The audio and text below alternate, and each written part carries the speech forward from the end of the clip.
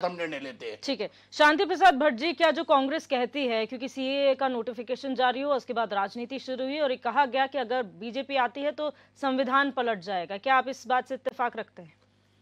देखिए, खैर ऐसा तो मुझे लगता नहीं है कि भारतीय जनता पार्टी ये दुस्साहस कर सके कि पूरे संविधान को बदल दे, क्योंकि ये देश केवल एक वर्ग विशेष का नहीं है, विभिन्न जाति धर्म है, विभिन्न बोली भाषा वाला देश है। इतना बड़ा काम तो खैर नहीं हो सकता, मगर हाँ इतना ज़रूर है कि सीए जो आज ये नोटिफिकेशन जारी हुआ है इसकी टाइमिंग पर थोड़ा सा आपत्ति है। दिव्या, इस बात को समझने की ज़रूरत है कि याद कीजिए ज़रा 2011 में भुवन चंद खंडोड़ी जी लोकायुक्त कानून को लेकर आए थे, कहाँ है वो? टाइम फिस। और भारतीय जनता पार्टी को प्रचंड बहुमत 10 साल के लिए मिला था। यदि वाकई ही इस देश के अंदर सीए की भाजपा को जरूरत थी तो इसको पहले लागू कर देना चाहिए था और उसका जो असर होता वो इस देश में जनता को दिख भी जाता और भाजपा को लाभ नुकसान जो होना होता वो भी दिख जाता। क्योंकि भारतीय जनता पार्टी आज जो इसको लेकर आई है नोटिफिकेशन, इसको समझने की जरूरत है। भारतीय जनता पार्टी के जो विश्लेषक है राजनीतिक, जो जनता की नब्ज को समझते हैं, उसका एक छोटा सा एग्जांपल आप देख लीजिए।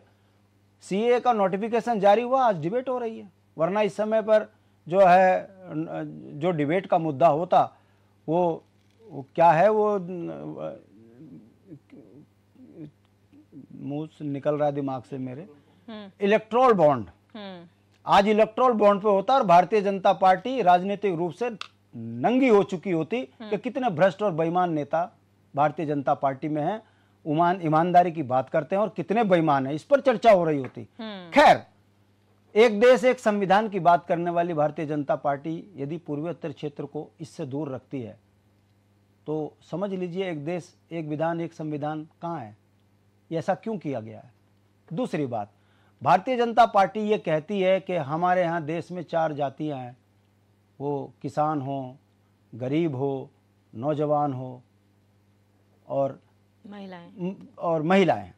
अब आप देख लीजिए, गरीब, जिस देश का राजा देश की 85% जनसंख्या को 5 किलो राशन देकर छाती पीट पीट कर कहे कि मैंने 85 करोड़ गरीब देश में पैदा कर दिए, और वो इस देश में कह रहे हैं कि हम गरीबों की बात करते हैं। जिस देश में महिलाओं के साथ सरेआम बलात्कार हो रहे हो, इन पार्टियों के नेता उसमें संलिप्त हो रहे हैं। अंकिता उदाहरण है देश का, मैं छोड़ो बात कि मैं अपने राज्य का उदाहरण दे रहा हूँ। न्याय के लिए मां सड़क पर बैठी धरना दे रही है, उसकी आवाज को कुचला जा रहा है, जो आवाज बन रहे हैं उन्हें जेल डाला जा रहा है। ये महिलाओं का देश है। किसानों की दुर्गति आपने देख लीजिए, बॉर्डर पर कील ठोक कर उनको जिस तरीके से मारा जा रहा है वो इस देश को बताने की जरूरत नहीं है। और नौजवान की स्थिति आप देख लीजिए, अग्नि जी वीर बनाकर वहां भी दिहाड़ी के मजदूर से देश की सेवा के लिए जा रही है। मेरा कहने का मतलब है भारतीय जनता पार्टी जिन जिन जुमलों को छोड़ती है उससे देश के अंदर उसका क्या दुष्परिणाम है। अब उसका चौथा उदाहरण मैं आपको और दे दूं। आप सोचिए, इस देश में 1 अरब 30 करोड़ से ज्यादा जनसंख्या है, चिंता किसकी हो रही है? नौजवानों को नौकरी नहीं मिल रही, गरीब को 5 किलो राशन दिया जा रहा है, मगर चिंता कहां की दिखाई जा रही है चुनाव के टाइम पे? अफगानिस्तान, पाकिस्तान, बांग्लादेश, वहां के हिंदुओं की यदि आपको इतनी ही चिंता है तो हम आपसे यह पूछना चाह रहे हैं कि उत्तराखंड में क्या पाकिस्तान के लोग रह रहे हैं? आप उत्तराखंड के बच्चों के रोजगार छीन रहे हैं, उन पर लाठियां चला रहे हैं। जिस तरीके से बर्बरता आपकी लाठियां और पुलिस का दमन उत्तराखंड की जनता के साथ, देश की जनता के साथ हो रहा है, युवाओं के साथ हो रहा है, तो क्या इस देश में 2-4 करोड़ लोग और बसाकर उन्हें भी कुचलने का प्रयास कर रहे हो? और फिर अंतिम बात, मैंने फिर कहा कि यह भारतीय जनता पार्टी जब मुट्ठी भर मुसलमानों को इस देश में बर्दाश्त नहीं कर पा रही है, देश के अंदर 2 वर्गों के बीच में ध्रुवीकरण कर रहे हैं और फिर ये अखंड भारत की बात कर रहे हैं। सोचिए, बांग्लादेश, इराक, ईरान, अफगानिस्तान, पाकिस्तान यदि आपके सपने में पूरा हो गया तब आप क्या चिल्लाओगे कि हम अल्पसंख्यक हो गए, अब वोट दो हमको। ये जो भारतीय जनता पार्टी की राजनीतिक विचारधारा है, इसी अपनी ही विचारधारा में उलझे हुए हैं और उसका परिणाम यह है कि इन 10 सालों में, दिव्या मुझे बड़ा दुख होता है, मैं सनातनी हूं, मैं जानता हूं कि भारतीय जनता पार्टी यदि 10 साल के अंदर कोई 10 उपलब्धि बता दें कि हमने देश के अंदर नौजवानों को 2 करोड़ का वादा किया था रोजगार देने का, रोजगार दिया, तो मैं हाथ जोड़कर भारतीय जनता पार्टी की जय जयकार कर दूं। अगर भारतीय जनता पार्टी ने सुशासन की बात करी तो मैं पूछना चाहता हूं कि ये डकैती बलात्कार की संख्या बढ़ी क्यों है, महिलाएं सुरक्षित क्यों नहीं, सड़कों पे प्रसव हो क्यों रहे हैं, हॉस्पिटलों में डॉक्टर हैं क्यों नहीं, उत्तराखंड से पलायन रुक क्यों नहीं रहा है, नौजवानों की चेहरे में खुशी क्यों नहीं आ रही है, वंश हमारे क्यों रुक गए। मुद्दे ये हैं कि आप जो है पाकिस्तान अफगानिस्तान के लोगों को यहां बसाएंगे। दिव्या, मेरी चिंता है, मैं बात खत्म कर रहा हूं।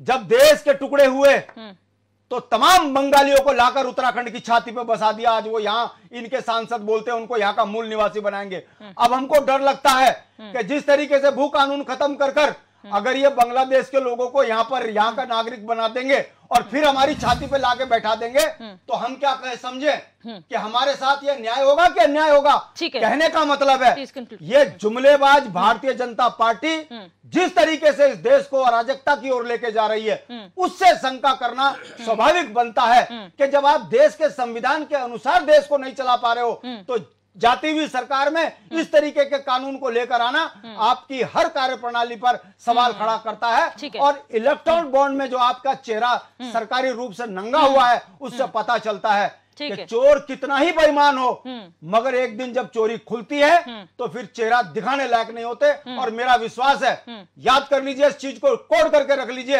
एक दिन ऐसा आएगा कि जिस राजा के नाम पर ये देश की जनता को धोखा दे रहे हैं उसी राजा के नाम से इनका पूरा मूल नाश हो जाएगा इस पार्टी का। ये मेरा विश्वास है क्योंकि आखिर देश चलता संविधान से है और जो संविधान को अनदेखा करके चलेगा एक दिन निश्चित रूप से उसकी सजा भुगतेगा। ठीक है, हमारे साथ राजनीतिक विश्लेषक राजेंद्र भी जुड़ चुके हैं। बहुत स्वागत है सर आपका इस चर्चा में। मैं आपके पास आऊंगी लेकिन उससे पहले शांतनु गौड़ जी, ये तो पॉलिटिकल एनालिसिस रहा, ये अपने कौन सही कौन गलत, कौन संविधान बदलेगा कौन नहीं, लेकिन एक्चुअल में क्योंकि जागरूकता देना भी बहुत इंपॉर्टेंट हो जाता है जब इतनी सारी भ्रमित बातें फैल रही हों। सीए नोटिफिकेशन आने के बाद एक्चुअल मीनिंग क्या है उसका?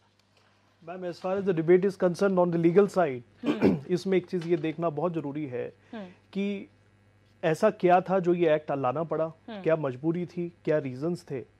तो आप ये देखेंगे part 2 of the constitution of India deals with the citizenship rights of the any of the citizens of the India. Article 5 से लेकर आर्टिकल 11 तक वो डील करता है। आर्टिकल 5 ये बताता है कि कौन कौन सिटीजनशिप ले सकते हैं, कौन कौन सिटीजन हैं इस इंडिया के, बट वो कैसे ली जा सकती है या वो टर्मिनेट कैसे की जा सकती है उसका कहीं जिक्र नहीं है। आर्टिकल 11 ये डील करता है कि पार्लियामेंट को पूरा राइट है कि उसके एक्विजिशंस और उसके टर्मिनेशन को कैसे करना है, कि किस तरीके से रूप देना है, उसके ऊपर लॉज फ्रेम किए जाएं।